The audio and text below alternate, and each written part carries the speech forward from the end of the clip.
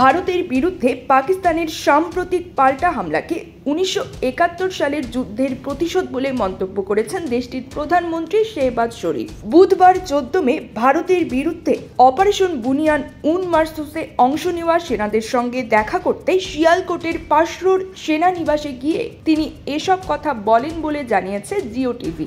ভারতের বিরুদ্ধে এই অপারেশন পাকিস্তানের জন্য একটি ঐতিহাসিক মুহূর্ত বলে মন্তব্য করে শেহবাজ শরীফ বলেন, পাকিস্তানের সেনারা ভারতের আগ্রাসনের বিরুদ্ধে কঠোর ও দ্রুত জবাব দিয়ে 1971 সালের যুদ্ধের প্রতিশোধ নিয়েছে।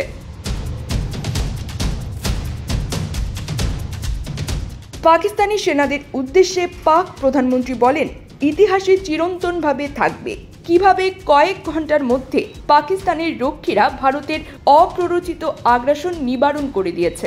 ভারতের প্রধানমন্ত্রী নরেন্দ্র মোদীকে জড়িয়ে শেহবাজ শরীফ বলেন, বিশ্ব জানে 1971 সালে কারা মুক্তিবাহিনীকে প্রশিক্ষণ দিয়েছে।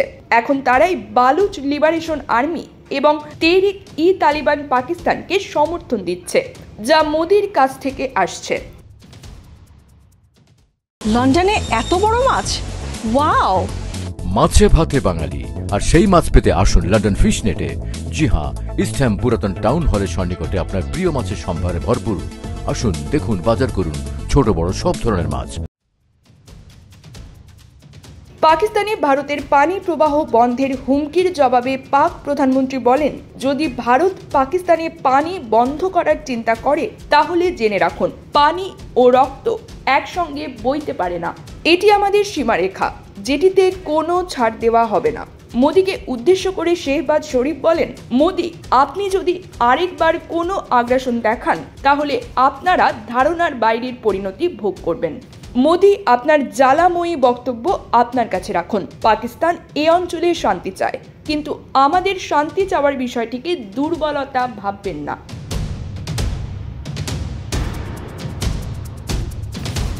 প্রসঙ্গত, 1971 সালে পাকিস্তানি সেনাদের বিরুদ্ধে যুদ্ধে ঝাঁপিয়ে পড়েন বাংলাদেশের সাধারণ মানুষ।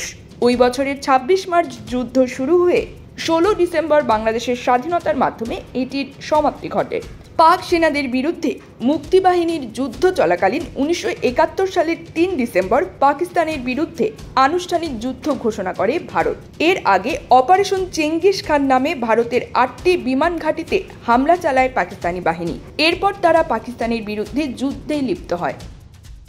News desk, UK BD Times.